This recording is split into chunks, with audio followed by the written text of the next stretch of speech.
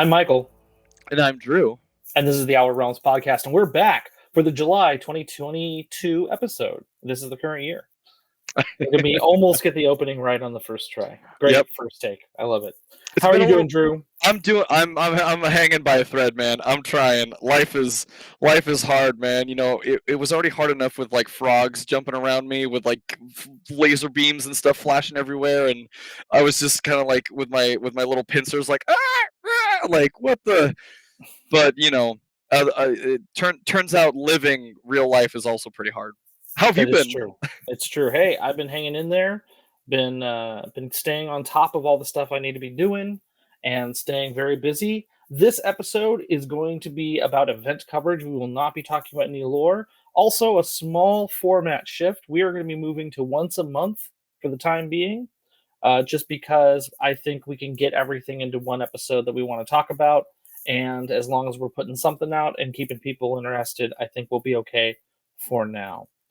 Uh, let's talk about a little bit of stuff after we get the money man out of the way, the important Yep. call outs. Of course, Hammerhead Games, hammerheadgames.com, right? Head there, go to their store in Sacramento. It's all run by Tony, and of course, he is the best and has the best game store in Sacramento. Absolutely. And I also got the URL wrong. It's .net. Oh no. Okay. I was gonna say also Hammerheadgames.net. Yeah, I was like, he doesn't own .com, but it is up for sale. He should own .com. he should own .com. Also, don't hammer his head, but the games. Yeah, don't. Yeah, Yep. he's a married man. Ah, there you go. There you Yeah. go. That's not what I meant, but that okay, perfect. Perfect. We got there. Like, what a great episode it is already. That's the event. This will be what I hear about next time I hear from Tony. Like, are you talking about? No, it's not the pickle commercial thing. It's something else. Yep. The Batra pickle commercial. Oh man, if it was a frog, it would be on the Discord already. It would. So we got hammerheadgames.net, and like I said, go do the thing with them. Engage in commerce with Tony. He's a great person. He runs a great store that's only getting better all the time.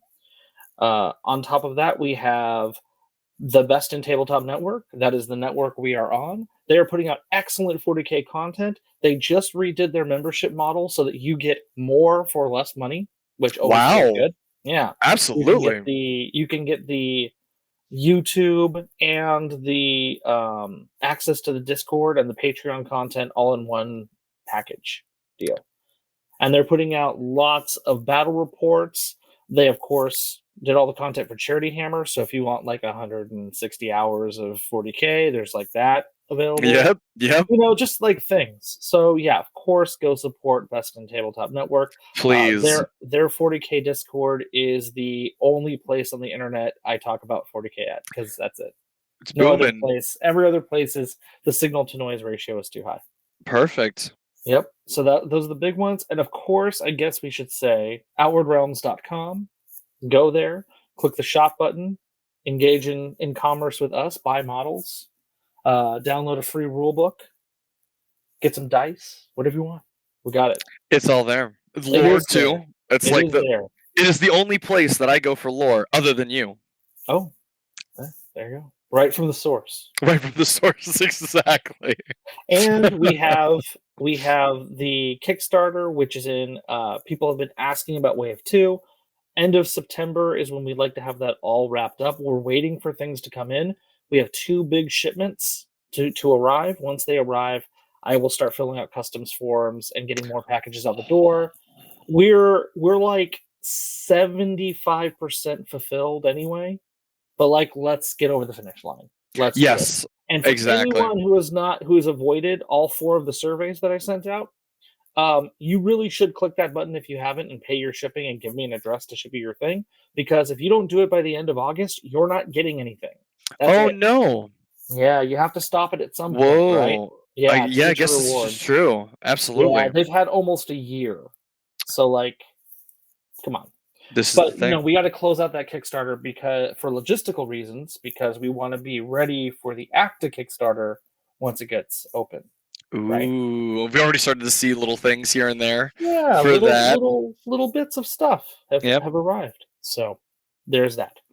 Okay, So let's jump into event coverage right away with the more distant and hard to remember event, which was Kubla Khan. Tell I us a was little bit about Kubla Khan, Drew. I was there, Gandalf, 3,000 years ago. Or Yeah. 3,000 hours, 3,000 minutes. I don't know. It was great, man. This was to me. This was my first big like actual OR event. I know that you guys did stuff at LVO last year. Mhm. And so I was super excited for this. I put off every other like major tournament event that I wanted to go to, specifically to go for OR to be a part of this. And I was Yeah. vehemently trying to paint enough stuff so that I actually had like a few fully painted models that I could Yeah. like show off and stuff. And I did. I got to do that.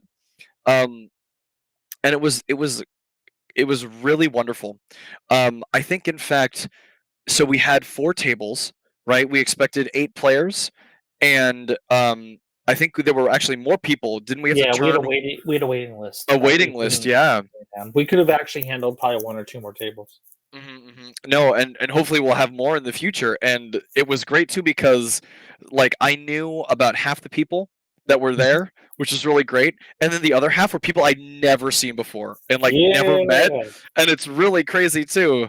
Because I don't know, I have always associated Kubla Khan with sort of like it's just like the Bay Area tournament thing, and everyone comes from the Bay Area. But it was really wonderful to get to meet people from some of them from around the country, which I was like, man, you guys like came out here for this. This is awesome. Like, Yeah, it was really cool. it was very cool. I think all of the factions were In the top repre- 4.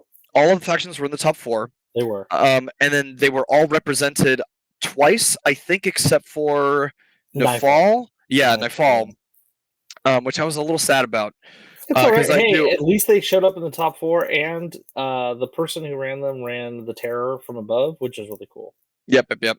And I think that was one of my favorite parts about watching that tournament was seeing some of the lore bonuses in play. I ran a lore bonus, which was really cool. Yeah, Uh, y and how did you do at the event, just out of I curiosity? did. I did. What's the Nick Totopoulos from the 1998 Godzilla? Like, I came pretty close. I did. I did in fact take the tournament. You did. Um, Nice. but I gotta be honest with you. And again, it's one of those things where like I have one guy who played at the tournament, Steve, Mhm. Mr. Toma. I love him. Him and I are like the only ones. He's the only one that I really get to play. And I did Yeah. play you once when you taught me a while Mhm. back. And it's so interesting how like when you take something like 40K and there's so much in that game, and you have Yeah. all these different groups that you can go to and talk with. OR is so tightly refined and such a wonderful, like amazing rule set that like you don't really need to go and like dig around to try and like I don't know Try if to that. find the gems, right? It's Yes, about getting practice and being good at the game.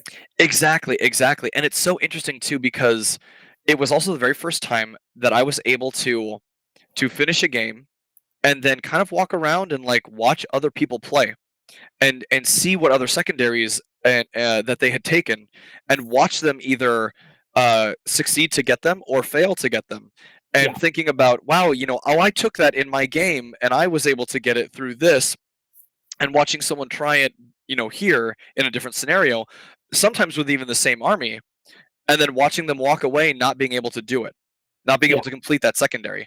And it Right. it, it really boils down to how you play, the tactics that you employ. Mhm. I don't think playing any games of OR I have ever wanted to disengage from an enemy unit up Mm. until my second match with Steve, and it was back in May.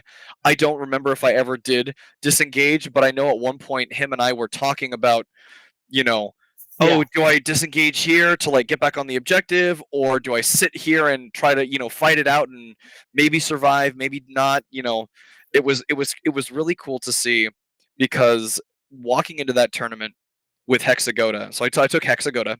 I ran the lore bonus, and I ran the maximum, and I tried to fit only 4 constructs into the army, Yeah. right? Because they're 8 points each, right? So what is that? 8 times 4, 24, right? Mhm. Am I? Yep. Okay. Um, and trying to Oh, build it no, it's out. 30 No, it's 30. high, it's 32. Yeah, 32. Yes, yes, yes. No, Yeah. that's um, out of a 50-point list. Yeah, that's a lot I of your points. It's a lot of good points. So I ran armored hexagonas, armored hexapods, sorry, and I never really looked at them, and that's like kind of why, if you notice on the podcast, I call myself like the bonehead ram, Yeah. because when I was testing them and playing with Steve and playing with you, and both you and Steve caught me on this. I was only rolling 4 dice for their melee attack. Yep. They have 2 weapons. They They sure got do. they got 2 bone rams. They sure And do. I was like, I am the bonehead ram because I didn't see the little 2 in the parentheses. So for the longest time, I was like, nah, they're not that good. Like, you got a 2-up armor save, but they don't really kill a whole lot. And it was like, oh, I'm having the number of my attacks in melee for I like no. how they're just okay at half power. That's kind of neat. Yeah, no, right, no, exactly. And it was so Right. strange. Yeah, we had this conversation It was funny. before. Yeah, it was so eye opening to me, man. My jaw was on the floor as I was driving my mail truck around delivering after talking with you. It was hilarious.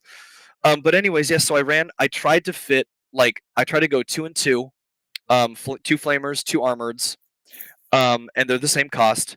And then trying to fill out the rest of the points, what I found most troublesome was the not the warrior tax, because when you take the queenling, you get the warriors for free, Yeah. but the workers, those 4-point Mm. workers, because then if you take more warriors and you pay for them, Mhm. you got to pay for more workers. And it You was like do.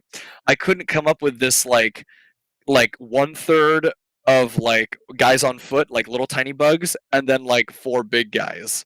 Because Yeah. I was left over with like 6 points that I couldn't use, and I didn't want to use more workers, even though I know Right. that that's you know, m- They were uh, all that you had pretty much left at the end of one of your games. yes, and most of my games actually, it was Yeah. very.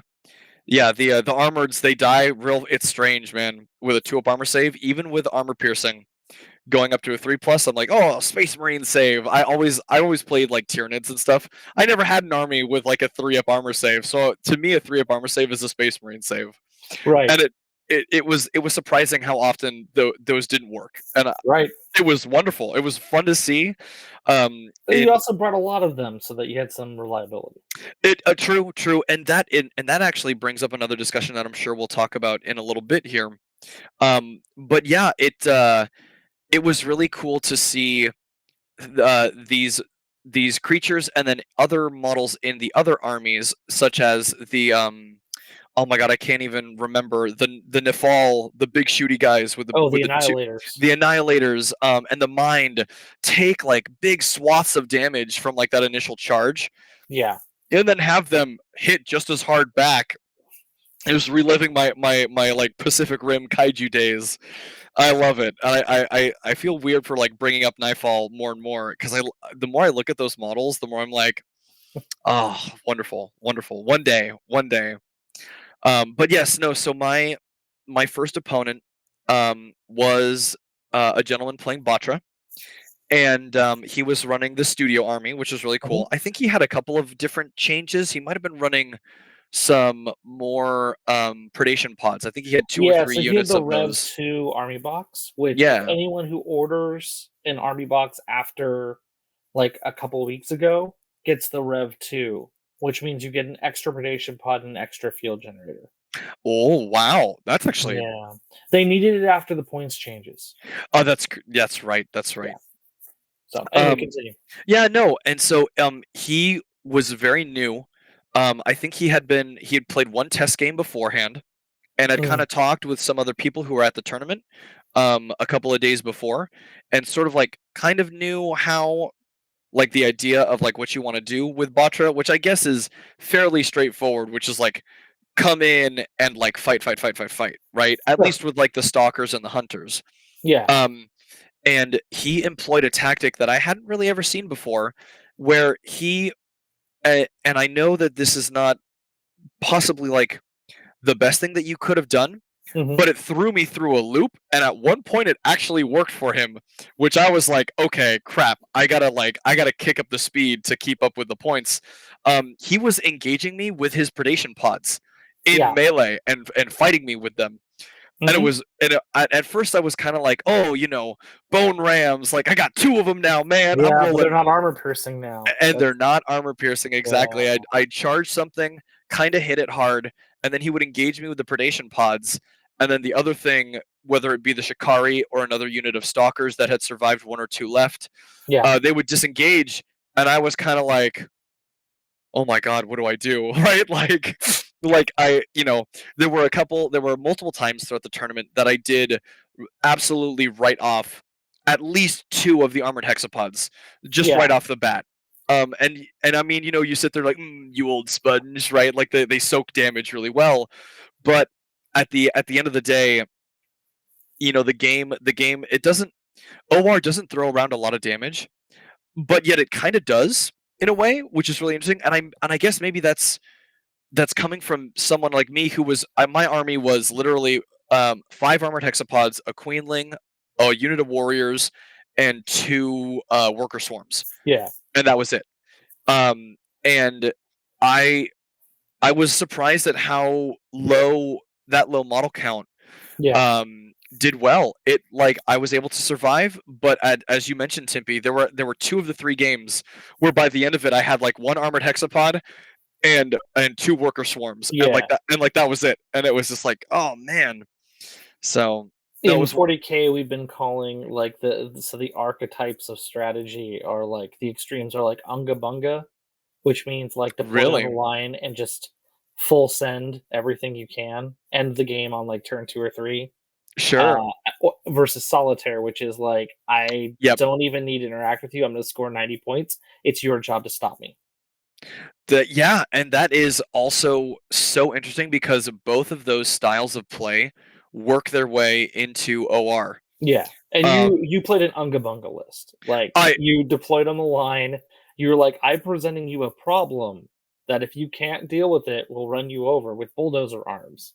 Yeah, that was basically I pulled the my least favorite Ninja Turtle. I got the orange on, and I was like, "Cowabunga, it is!" And just it was a yeeted army, and Although, I would argue that Raf is more of the, like, Unga Bunga very true, full send thing very true. if Yep, we're yep, bringing up someone else's IP and our IP. But right. And so my tactic was pretty much the same in every game, which was using the Queenling's activations to push up the first two armored hexapods, and then the yeah, next two to try to get them into range to be able right. to metabolic overdrive into an enemy unit. Yep. Um, and in at least two of the games, my second and definitely my third, they had screens. Steve used the predation pods, which were great. And I wonder if he had maybe seen Tim do a little bit of that in my match with him. But it was I so weird actually because thought that he should have taken, like, more, stalkers. If those predation pods had been stalker squads, I think your game would have been really different. you know what, I was talking with him afterwards, and we do feel like it would have been, but at the same time, I well, did I have the range on him? The double move for the engage is what 20, right? Yeah, but, like, Yeah, you want those ablative, like, things, right? But, like, predation pods are not ablative, even in the, like, cheaper configuration. true, true. Yeah. But the biggest thing was, and it was sort of like it was like a game of chicken, right? Yeah. So I was running and I can't remember the sub faction. Was it the plus 3 inches Yeah. to metabolic boost? Harvester. The harvesters of Bullrog, or bull I Balrogs. bull. Sorry, yes, of Of course. Balrog. Harvest Wait, of what? ball. Yep. The You harvesting of Balrogs. Yep. And so I was using the Queenling to move two armored hexapods up, and Steve would sit there and be like, "Okay." And it was just funny because he was running the build your own sub faction for the Yeah. +1 inch of move and +1 engage, with the free movement from the um Huntmaster. the Huntmaster. He had like a 24-inch threat range, Yeah, it's pretty long. and I had a 23-inch threat range. Right. So the only way that I could creep up on him, or up on a botcher player who knows what they're doing with this, was to have multiple hexapods, but not too close to each other that they would both get charged, to Yeah. protect myself.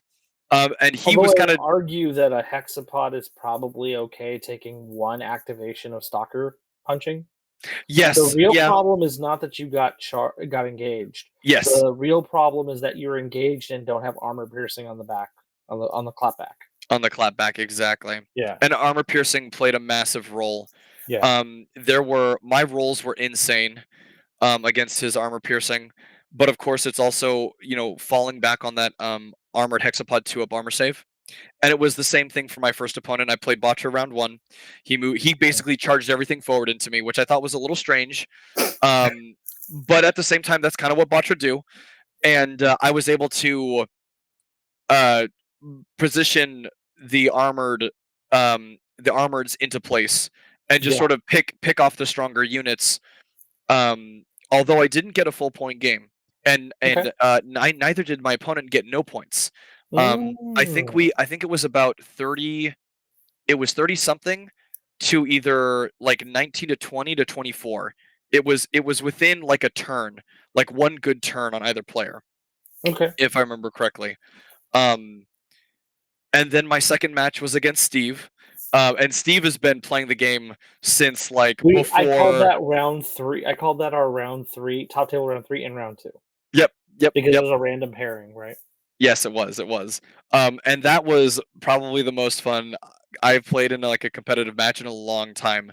And it really went back and forth. And it's so strange to say that, like, man, dude, these are dice games, right? Like, there were times where he would throw everything at an armored hexapod, and I would throw and get all my 3-up armor saves and be like, oh, all right, I take 2 damage, right? Oh, here's my four feel no pain.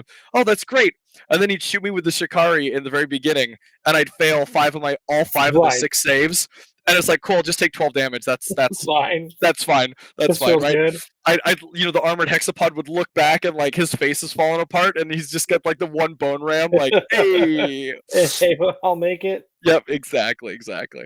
And that Ask a couple warriors to put that arm back on. 100%, and that's like the best part about this game too, is that at no point did either him or nor myself feel we we had it. It was like, okay, Right. at one point maybe it was like, maybe I can do this.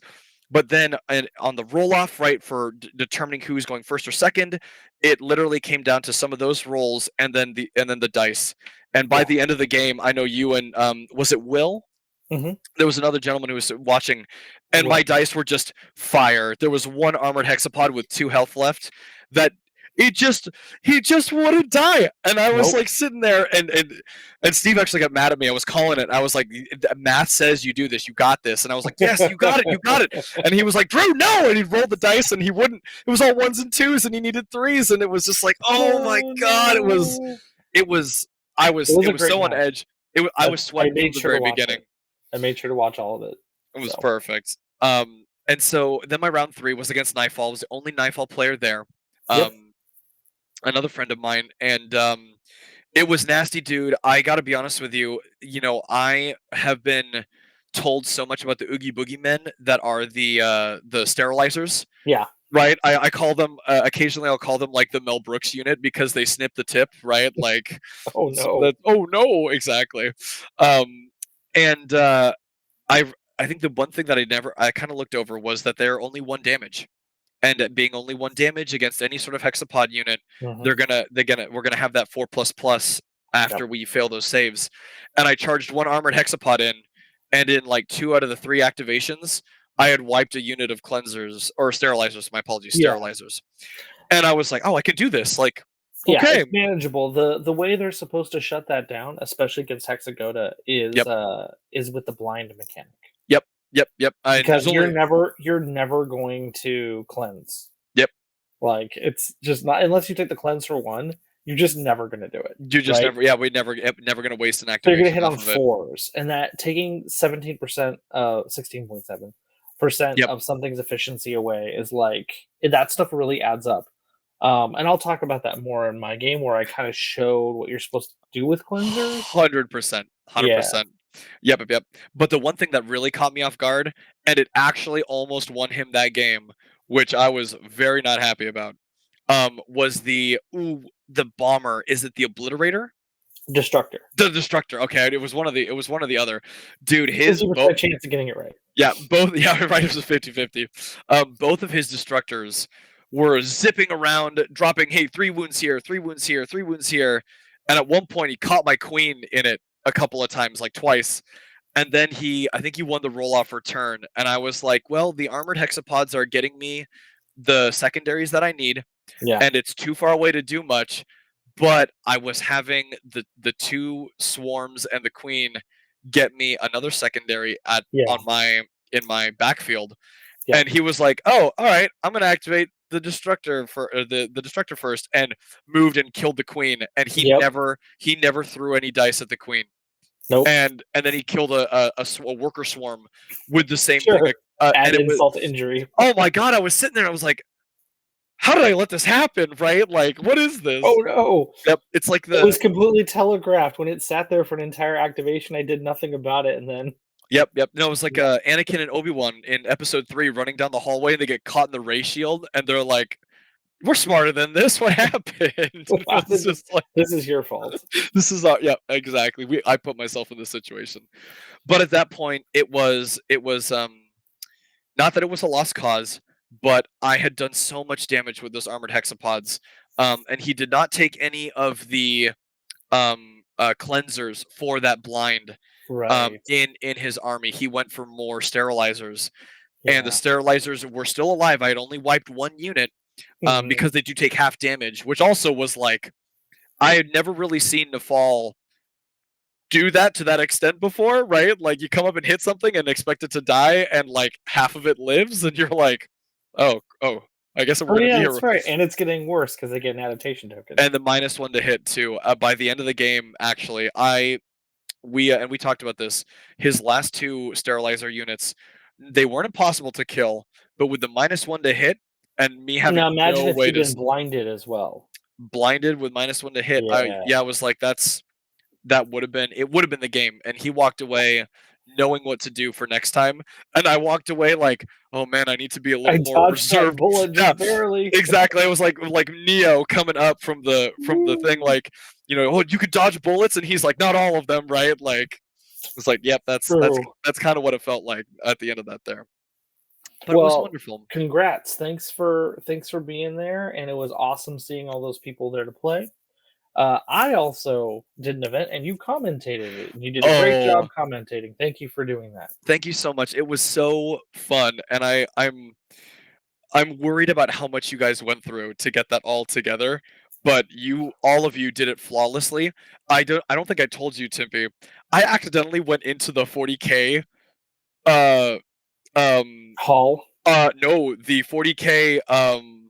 I could hear them tournament. talking on the thing. I had muted myself, but Oh, I joined the live stream I of the see. Yeah, commentators. you went into their channel. Yeah, I went into the channel, and I sat there and was like, I don't think I'm okay. I was thinking to myself, okay, they're not talking about OR. I don't think I'm supposed to be here, but I like 40K, so I'll watch for a minute. And like, I was on mute, and I double muted myself because Yeah. my thing has a mute too, just to make sure. And I almost came on and asked them what was going on, and I was like, no, I can't do that. No. I'm a professional. This is what I do, right? And then luckily, I don't even remember his name. Who was the gentleman doing all the behind the scenes? Uh, Tyler. Tyler, and Tyler. Also could Oh, have sorry. been Billy. Yeah, either Tyler or Billy, and they got me on the right track, sent me in the right direction, and I was finally able to jump in. Um, and it looks like, yeah, they'd been playing. I feel bad about my commentating only because in the beginning I had thought that they were near the end of turn 1, when in Mhm. fact they were at the middle end of turn 2, Yeah. and I felt, oh my gosh, I felt so silly. I was like, It's oh my okay. Hey, god. you didn't know, and I didn't have any chance to prep you. In our so we did there at Charity Hammer, which is a great charity event we run every year through the Yep. Best in Tabletop Network. Uh, Charity, I think he owns charityhammer.com. Watch as I check real quick. I don't want to get 2 URLs wrong, especially not the charity one. All right, charityhammer.com. They own it.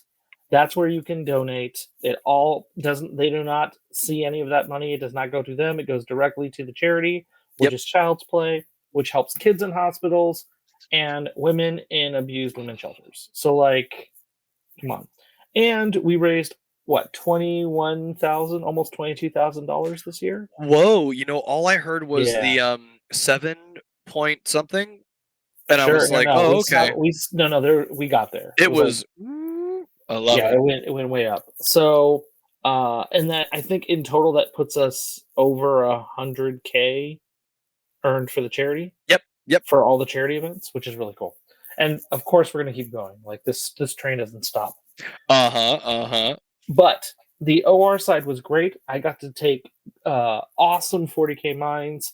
They all got like half a game, and then they were told to play in a tournament. And being true competitors, they were like, "Let's go." So they went in there and they played, and I got to tell you, those games were great. Watching those, and even I got to play a little bit because of our round two against a awesome opponent named Mitchell. He took, so I think this is an opinion, but I think Nightfall is the hardest to play army. Yes, I would absolutely agree, Yeah. especially after watching that and seeing Yeah. I got to watch the Nightfall player play at Khan's Revenge. Hmm. Um and yeah, it was like that army is like it's like a clock. Like you have to come in with one unit to do one thing, which is cleansers and blind. You've got to make sure that you have cover to try and keep them alive Well, because actually, they I don't even think keeping cleansers alive is that important, but you do need to start applying debuffs. They Yep. are the debuff faction, right? Yes. So, in the sense that they have the most impactful debuffs, right? They've got Yes, at the uh, moment. targeted or prioritized and blind, right? Yes. Which are quite severe. There are incredible debuffs and buffs as well, but at the same time, if you have trouble Prioritized is like the most reliable reroll in melee in the game. in the game, yep, yep. Yeah, So no, insane. it was very interesting to watch, and so it was Mitchell who ran. He was against. Oh my gosh, he won the He whole was thing. playing versus, yeah, he's playing versus the botcher player who won the entire event. And I apologize, I'm not great with remembering names. I Mhm. did forget his name, but he's an awesome 40K player and an awesome person for doing the OR event. I greatly appreciate it. Well, he ended up winning the event, right? So he Yes. and I got an exhibition game because this first game versus the Mitchell with the Nightfall, Yep. Mitchell didn't understand really what to do, right? And Yeah. it's a really hard army, and I wanted people to see how the Nightfall are supposed to play, and we had a great game. It was like 28-25, my favorite. Yep. It was. And Yeah, that was the and in the previous game before you got to play with it. It was so interesting to watch because it was a classic tale of like someone who knows what to do against someone who it maybe was less privy to like yeah, okay, this is what the army needs to do to survive. right. And oh, I have it here. Da-da-da-da. Who, oh my gosh, I didn't I'm on the Discord right now. Josh was the one that took it. Got it. Josh Thank with you. Batra. Yep. Josh did great, and then Josh Um was in his third rep with Vatra, and Mitchell was pretty outclassed in terms of like what he was able to do with that. Plus, he's playing the hardest army in the game. Yep. And so you came in and you essentially did just everything that we had just mentioned, Yeah, right? You came in, you blinded a few things, I blinded like 6 units. like 6 units on it. Yep. He Did he ever? actually did cleanse some.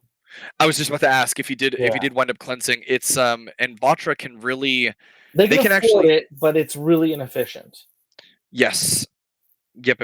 And that's the other thing too that I never really had seen up until the rules change with Vatra specifically.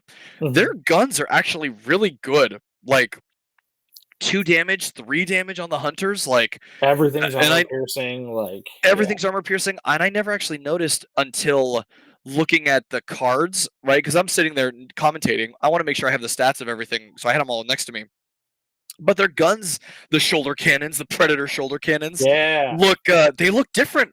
Like they're actually different, like Oh yeah, yeah, like they're different they're variants of the sculpted differently gun. because they're different weapons. Yeah, it was like Yeah. I was like, oh, my mind was blown. I was like, Timpy, I never noticed this before, man. This was pretty freaking cool. Didn't get What? a chance to call out on it there, but Another yeah, thing, we the armor configuration is a little different between them too, as well. yes, that is also correct. Yeah. The shoulder pads and some of the yeah, no, If it you was look just at the arrangement of the plating, it is different. So mhm.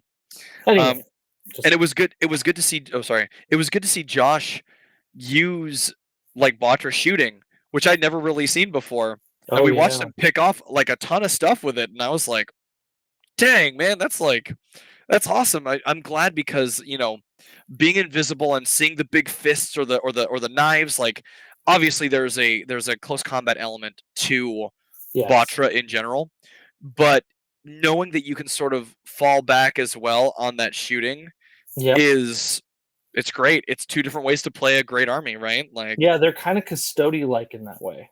yeah, yep, absolutely. But what I did with them is What'd you do yeah, with Nightfall? I maximized my debuff advantages. I played really hard into my additionals, and I did things using Terror from Above I haven't really seen other folks doing, like blinding and then charging with cleansers so that they become -2 to hit. Yep, I totally forgot that They cleanses are become -2. really hard. Well, everything, all, yeah, right. Everything with fly Yep, becomes the -2. And if it was my personal Nightfall army, if I had one of those, other than the studio armies, which are mine, but like if I was right. like making my own, I would Sure. actually run 4 obliterators, Whoa. no bombers Okay. at all. Interesting. I would have Yeah, I would have thought 4 destructors and no obliterators. no, 4 obliterators. The shooting output is very decent in Terra from Above because they get 10 shots each. Oh, yes, of course. And they get but more importantly, just from a raw efficiency standpoint, that is 40 wounds for 16 points. Wow. That is that is incredibly efficient. Yeah. I mean, it's kind of a mathy way to look at it, but it is true. That is 10 times 4 wounds for 16 points. Yep. That is with all the Nightfall durability on top of being -1 to hit in melee is really strong. Like I know the Destructor is cool. The Destructor has a great offensive output, but the problem is it's a cruise missile Yep. and you are forced into positioning it in awkward ways to get the best advantage, 100%. right? And Where the yep. Obliterator can just sit in cover and get it to -1 to be hit and just pepper you with shots that can't ever hit on worse than 3, right? Because that's Yes. its ability. Yep. And then if you engage it, if you're not blinded, it's only -1. If you are blind, it's -2, right? And they're just really hard. And then it has 3. It's 3 and 3, so it's happy to disengage and then just shoot you, Yep. right? Like it's fine with that. It It does the doesn't care. same thing. Exactly. And that's also quite interesting as well because that's spread across three obliterators, right? The 4, wounds, 4 obliterators, yeah. yeah, And that was the one thing about the destructors that we talked about this at Khan's Revenge. As soon as that cruise missile comes in and does that damage, it's in the enemy backlines. It's so easy to just have to a just unit take care of it. to Yeah. just take care of it Now, and one granted, you do force them to do that activation. true, In that sense, you're forcing true. your opponent to do. That's cool. It's Yes. probably worth the extra cost. But Yes. I'm just saying, if you want lots of metal friends on the table, um, if I were doing it, it would be 4 obliterators and like probably 4 units of cleansers, Yep. Yep. That right? And blind is just so good. and that's funny because that happens to be 32 points, which is your hexapods, right? Yep, That's that's really 30K. silly. But then I would have other stuff on top of that, right? Like, Oh, of course, you have to have a mind, right? And so well, and then I would probably have an annihilator, just one. yep, I really like having an annihilator around. It's very useful. yep. Hold on. So that's 42. That gives me 8 points remaining. Maybe I drop one cleanser squad and squeeze in a couple sterilizers.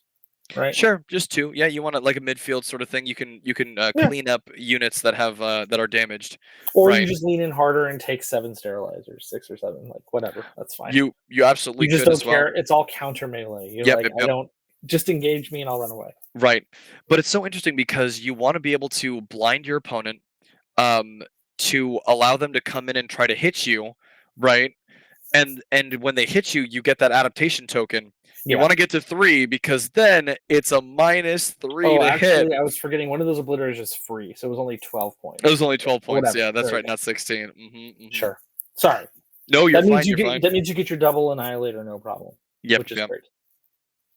But Anyway, yeah, it was watching that match was so incredible, and I think for Josh too, seeing the army used differently, it was almost like I couldn't see his face, but I'm sure there were times where he was like, "This is the same. Like this is all. It's not almost the same army, but like this is the same faction.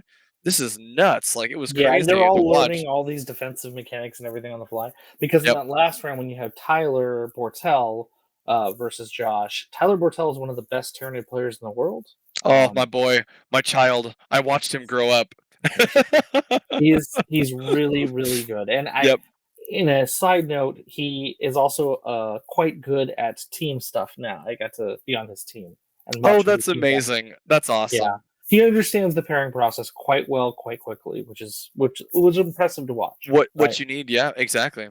But anyway, watching him play Tyranids and be like completely in love with watching him play after playing Tyranids, watching him be completely in love with Hexagoda was nice.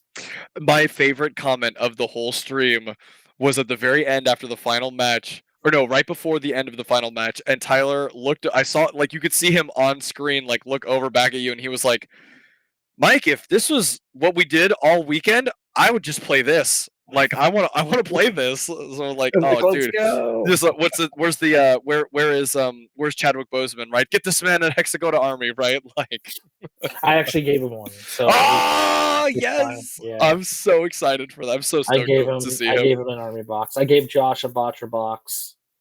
I gave out a couple Perfect. starters. Yeah, it was very generous stuff out there. Always, always. You should dye your beard white and like wear red in the hat, like the first sovereign Santa. like the first sovereign Santa. There Exactly. we go. That's we'll Boom. do it. Hey, Christmas is coming, boys, right and girls. Right. If you're looking for a gift, do the thing. There it is. There it is. But yeah, so those were the events that we got to do. It was obviously it was great. I know I should have talked about it beforehand. In the next episode I'll bring it up closer. Oh, actually for one of these it'll be too late. So I hope you listen to Oh the no. end. Oh, very quickly though. So Yeah. back to Charity Hammer. Oh, yes. Congratulations to Travis McDowell who won the Yeah. OR charity. He Uh, did. And he Very chose cool. Nightfall for things. Ooh, that's awesome. It's very good. I know that you are particularly sad that Nightfall. Ooh, that almost fell on me. Nightfall haven't been that represented in at least some of the tournament circuits. Like they were non-existent in LVO. They Yeah, did win the online event they did. back at the very start, Mhm. but when the stuff was first coming out. And they were in the So top 4 of Khan's of Revenge. Cons Revenge, exactly. So cool. So yeah, sorry. So moving on from that, So very nice. I hope you listen to the end because one of these events you will not have a chance to hear about otherwise. It's a very small thing. Sure. At Hammerhead Games next weekend, the current date, because I don't know when you'll be listening to this, the current date is July 13th, 2022. Hmm. So, like next weekend, the 23rd of July, 2022, is the anniversary of the store being open. And there's a big sale and a bunch of things happening, but I will be there at least on Saturday. I might do Sunday as well, but I will certainly be there on Saturday with OR doing demos and have stuff. So, like, come on down, say hello. If you've been curious about the game and you're available to come, sweep on down, come do the thing. It's a wonderful Uh, store. it is really great. Yeah, It's really freaking cool. yeah, it's I like it a lot. I play a lot of tournaments there, have a good time. The address hammerheadgames.net for the URL, but it's 4811 Chippendale Drive, Suite 706, Sacramento, California. So just come on down, come do the thing. Any The store other Any Oh, store on Chippendale's Drive is like, hey, ooh, it's true. It's true. That was a thing at one point. yeah, right. And lastly, but not least, I'm going to start doing this every episode until we get to the end. Although I'll do it in the beginning, not the end, for the future ones. Oh, sure. Uh, Shark Weekend. Shark Weekend's Nom nom nom nom nom. coming. Mhm. Yes, come do the Shark Weekend. That's in November 11th through the 13th, if I'm not Yes. mistaken. Yep. Yep. Yep. And So Shark Weekend gaming events. It's a 40K major, 100 person, from the 12th to the wow. 13th.